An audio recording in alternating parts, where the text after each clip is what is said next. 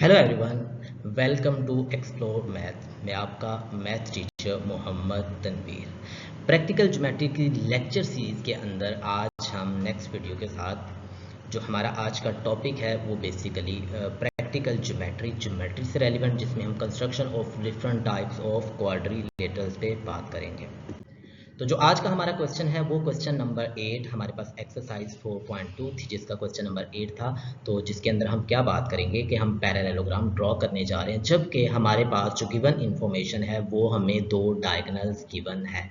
ठीक है, अब डायगोनल्स क्या होते हैं? अगर हम डायगोनल्स पे बात करें तो यहाँ हमारे पास ये जो parallelogram A B C D है, इसके अंदर ए बी भी साइड है, बी सी भी साइड है, सी डी भी साइड है, और डी और ए मिलकर भी क्या बनाते हैं? पैरेललोग्राम की साइड्स बनाते हैं। लेकिन इसके इंटरनली अगर ऑपोजिट पॉइंट्स की बात करें, जैसे पॉइंट ए और पॉइंट सी, अगर इन दोनों को मिलाया जाए तो ये एक डायगोनल बनेगा।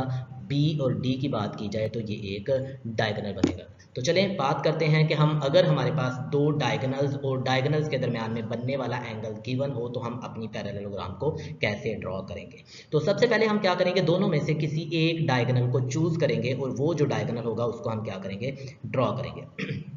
तो यहाँ हमने जो डायगोनल है, एक डायगोनल उसका नाम ए सी रखा और हम ये मान के चल रहे हैं कि उसकी लेंथ 6 सेंटीमीटर। इट मीन्स अगर एक डायगोनल हमारे पास उसकी जो मैंने बताया पहला और तीसरा मिलकर ए सी बनेगा ये डायगोनल, तो इसकी लेंथ 6 सेंटीमीटर है। तो बी और डी जो आपस में मिलकर बनेंगे वो हमारे पास उसकी जो लेंथ होगी वो 8 सेंटीमीटर होगी। तो सबसे पहले हम क्या करते हैं, पहला डायगोनल ए सी जिसकी मैयर क्या है 6 सेंटीमीटर, उसको ड्रॉ करते हैं। स्केल की मदद से आप इसको क्या करेंगे? ड्रॉ करेंगे। तो साथ ही स्टेप्स भी लिख देंगे। ड्रॉ अ लाइन सेगमेंट मैयर A C is equal to 6 centimetre. तो हमने 6 सेंटीमीटर का एक लाइन सेगमेंट ड्रॉ कर लिया। नेक्स्ट हम क्या करते हैं कि हमें क्योंकि पता है कि जो डायगोनल्स के होते हैं, पैरेललोग्राम के डायगोनल्स होते हैं, वो एक दूसरे को क्या करते हैं? बाइसेक्ट करते हैं। इट मीन्स जो मेरे पास सबसे पहली बात, जो ये मैंने पहला डायगोनल ड्रॉ किया ए सी, मुझे इसका मिड पॉइंट निकालना, और मिड पॉइंट निकालने के लिए मुझे क्या करना पड़ेगा?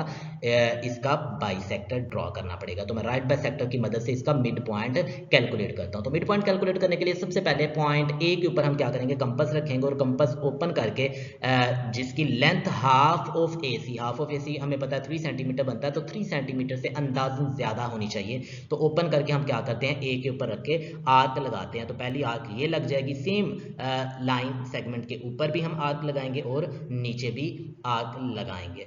तो साथ ही इसका एक स्टेप भी लिख देंगे, consider A as a centre and draw arcs. तो हमने आर्क्स ड्रॉ किए हैं, एक ऊपर आर्क लगा दिए और एक नीचे आर्क ड्रॉ कर दी है। नेक्स्ट वन हम क्या करेंगे, सेम लाइक पॉइंट सी के ऊपर वही कंपास जितनी हमने ए पे रख के ओपन करके लगाई थी उतनी ही कंपास को ओपन रखेंगे और सी के ऊपर क्या करेंगे?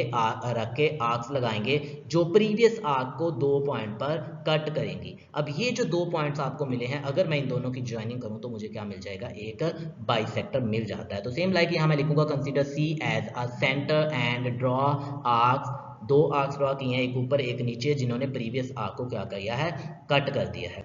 इन दोनों आर्क्स को जब मैं मिलाता हूं तो मिलाने से मैंने क्या किया है? एक लाइन ड्रॉ की है और इस लाइन का नाम मैंने एल एम रखा है। और ये जो लाइन एल एम है ये बेसिकली हमारा राइट बाइसेक्टर है, ए सी का राइट बाइसेक्टर, जो ए सी को पॉइंट ओ के ऊपर कट करता है। तो इसका स्टेप लिखेंगे, draw line L M that passes through the intersection of arcs. जो इंटरसेक्शन जिस पॉइंट पे दोनों के दोनों आर्क्स एक दूसरे को कट कर रही थी वहां से गुजर रही है और क्या करती है? And cut line segment A C. ये जो ए सी लाइन सेगमेंट है इसको पॉइंट ओ के ऊपर कट करेगी। अब हमें क्या करना है? ये जो पॉइंट O है ये बेसिकली हमारा AC का मिड पॉइंट है। अब मुझे पता है कि दूसरे वाला जो बाइसेक्टर होगा जिसकी लेंथ 8 सेंटीमीटर है वो भी यहाँ से पास करेगा, लेकिन क्योंकि कंडीशन के अंदर है कि हमारे पास वो जो सेकंड वाला डायगोनल होगा वो पहले वाले डायगोनल के अंदर 70 डिग्री का एंगल बनाएगा। तो O के ऊपर हमने एंगल ड्रॉ करना है। तो मैं क्या करूंगा? कंपास को अपनी मदद से अपनी मर्जी से ओपन करूंगा और पॉइंट O के ऊपर कंपास रख के मैंने आर्क लगाई जो इस लाइन सेगमेंट को दोनों पॉइंट पे कट कर रही है। अब मेरे पास दो पॉसिबिलिटीज है, 70 डिग्री का एंगल बनाना है, या तो ये जो मेरे पास राइट बाइसेक्टर है इसकी लेफ्ट साइड पे बना लूं या मैं इसकी राइट साइड पे, ठीक है, या मैं लेफ्ट पे बना सकता हूं या मैं राइट साइड पे बना सकता हूं। तो मैं क्या करता हूं? इसकी राइट साइड के ऊपर एंगल ड्रॉ करता हूं 70 डिग्री का। तो मैंने क्या करना है? With the help of protractor मैं यहां एंगल ड्रॉ करूंगा। तो मैंने प्रोट्रैक्टर की मदद से क्या किया, इस पॉइंट ओ के ऊपर अपना प्रोट्रैक्टर रखा और 70 डिग्री का एंगल मार्क करके, ये जो 70 डिग्री का था इसके अंदर से मैंने क्या किया, ये लाइन पास करवा दी। ये जो लाइन है ये बेसिकली मेरे पास क्या करती है, ये ए सी के साथ 70 डिग्री का एंगल बनाती है, और यही वाली जो लाइन है ये मेरा सेकंड डायगोनल भी प्रोवाइड करेगी। अब क्योंकि मैंने बात की थी बाइसेक्टर की, जैसे ए सी का बाइसेक्टर है, ये टोटल ए सी मेरे पास क्या है 6 सेंटीमीटर, और इस पॉइंट ओ से जो ए का डिस्टेंस है ये 3 सेंटीमीटर है, और ओ से जो सी का डिस्टेंस है ये भी क्या होगा 3 सेंटीमीटर, क्योंकि बाइसेक्टर मींस कि दोनों को दो इक्वल पार्ट्स में डिवाइड कर दिया गया। सेम लाइक ये जो सेकंड वाला डायगोनल, क्योंकि इसकी लेंथ 8 सेंटीमीटर है, ये 4 सेंटीमीटर ए सी के ऊपर होगा और 4 सेंटीमीटर ए सी के नीचे होगा, और टोटल लेंथ इसकी क्या बन जाएगी 8 सेंटीमीटर बन जाएगी। तो ये जो मैंने अभी ड्रॉ किया, इसके लिए स्टेप ये लिखेंगे हम, draw an angle of 70 degree at O using protractor. तो हमने प्रोट्रैक्टर को यूज करते हुए हम क्या करेंगे, AC के ऊपर 60 डिग्री का, O पॉइंट के ऊपर 70 डिग्री का एंगल ड्रॉ करेंगे। अब देन हम क्या करते हैं, पॉइंट O को सेंटर कंसीडर करते हुए, जैसे मैंने बात की कि हमारे पास ये डायगोनल प्रोवाइड करेगा, और इस डायगोनल की लेंथ क्या होगी 8 सेंटीमीटर, 4 सेंटीमीटर O से ऊपर होगा और 4 सेंटीमीटर O से नीचे की जानिब होगा। तो हम अपने कंपास को 4 सेंटीमीटर ओपन करेंगे, और पॉइंट O के ऊपर कंपास रख के हम क्या करेंगे, आर्क लगाएंगे। एक आर्क हम ऊपर लगा लेंगे और एक आर्क हम नीचे लगा लेंगे, और इन आर्क को हम क्या करेंगे, नाम दे देंगे कि एक हमारे पास B है और एक हमारे पास क्या होगी D है, जिसने इस लाइन सेगमेंट को कट किया। तो consider O as a centre and draw arcs of radius 4 centimetre that cut at B and D, जिन्होंने B और D के ऊपर कट किया। तो ये दो आर्क मुझे मिल गई और इनका मैंने नाम रख लिया B एंड D। नेक्स्ट मैं क्या करूंगा, मेरा जो पॉइंट ओ ए है, मैं इस ए पॉइंट को बी के साथ भी मिला देता हूं और इसी ए पॉइंट को डी के साथ भी ज्वाइन करवा देता हूं। तो इन दोनों को मिलाने से मेरे पास पहली ज्वाइनिंग ए की मिल गई कि मुझे एक साइड ए बी मिल गई और दूसरी साइड मुझे क्या मिल गई है, ए डी साइड मिल गई है।